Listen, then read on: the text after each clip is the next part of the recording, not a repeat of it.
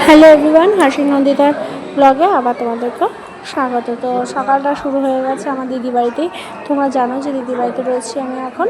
তো দিদি বাড়িতে তোমার সকালবেলা শুরু করলাম তোমার লুচি আর তরকারি দিয়ে আমি ব্রেকফাস্টটা খেয়ে তোমার শুরু করে দিলাম। তার আগে অবশ্য আমার স্নান টান হয়ে গেছিলো, স্নান টান করে তারপর হাসিকে খাওয়ালাম। তারপর হাসির বাবা চলে গেছিলো একটু কাজে, তারপর হাসির বাবাকে বললাম তুমিও খেয়ে নাও সকাল সকাল।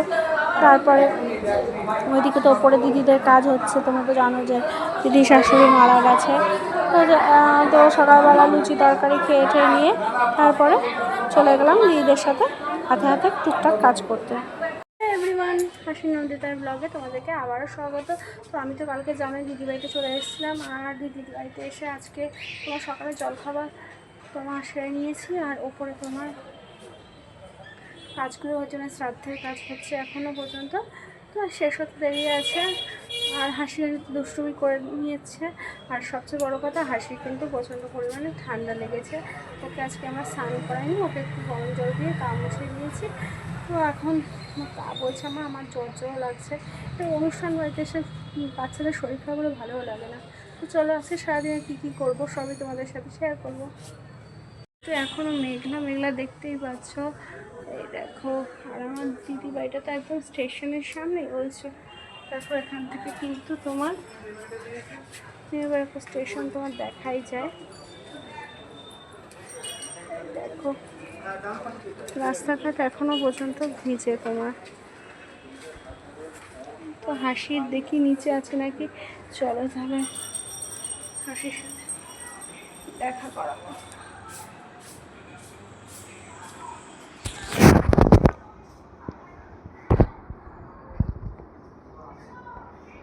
এই যে হাসি,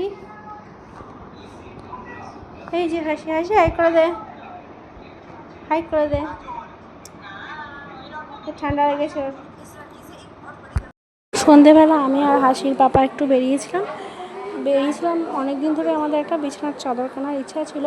তো সোদপুরে গিয়েছিলাম, তো মনে ছিল না। তো হাসির বাবা বললো আমরা তো এই দোকানটা থেকে, মানে দিদিদের বাড়ি কাছাকাছি এই দোকানটা থেকে এর আগেও আমরা অনেকগুলো চাদর কিনেছিলাম বিছানার।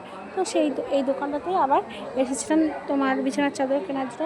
তো অনেকগুলো দেখাচ্ছিলো। হাসির বাবার আবার সাদা সাদা দেখে পছন্দ হচ্ছিলো বেশি, কিন্তু আমি বললাম সাদা তো আমরা অনেকগুলো ইউজ করেছি, আর সাদা ইউজ করার কোনো প্রয়োজন নেই, তুমি একটু লালের মতো দেখো। তা প্রথমে যেই প্রিন্টটা তোমার দেখাচ্ছিলো দোকানদার, তো সেই প্রিন্টটাই আমরা নিয়েছিলাম। তারপরে ভাবলাম আবার একটু দেখা যাক। তারপরে এই দেখো এই প্রিন্টটাও মোটামুটি সুন্দর ছিল, কিন্তু মাঝখানে যেহেতু সেই সাদা আর আমার একটু পছন্দ হচ্ছিলো না। আর আরেকটা প্রিন্টও দেখাচ্ছিলো, সেটা বেডশিট সমেত সেই তোমার বোম্বে ডাইংয়ে। তাই আমি বললাম বোম্বে ডাইংয়ে তো ইউজ করছি, তো এইটাই নিলাম। ফাইনালি প্রথম চাদরটাই নিলাম। এরপরে তোমার তো বাড়িতে আসলাম, বাড়িতে এসে দিদিদের বাড়িতে রামায়ণ গান দেওয়া শুরু করেছিল। তো রামায়ণ গান টান শুনলাম, শুনে নিয়ে তারপর সবাইকে প্রসাদের জন্য আয়োজন করতে চলে গেলাম। হাসির পাপা প্যাকেজিং করতে লেগেছে, রামায়ণের লোকদেরকে দেবে তাই। এখানে সব সুজি দিয়েছে, আমৃতি দিয়েছে, আর দিয়েছে হলো সন্দেশ, আর এই তরকারি দিচ্ছে আজ বাবা রেডি করে। এই প্যাকেটগুলো কিন্তু আমরাও করেছি। আমি হাসির বাবা দিদিরা সবাই মিলে করছে, রান্নার গান হচ্ছে, ওরা ওদের হয়ে গেলে এগুলো দেওয়া হবে সবাই। কি খেলা হচ্ছে রে? হ্যাঁ, হাসি খেলার সাথী পেয়ে গেছে। এটা কি খেলা হচ্ছে? হ্যাঁ,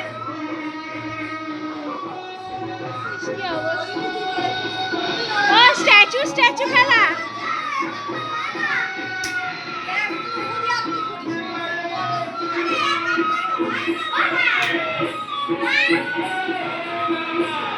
দেখা হাসির বাবাটা কিনে দিয়েছে।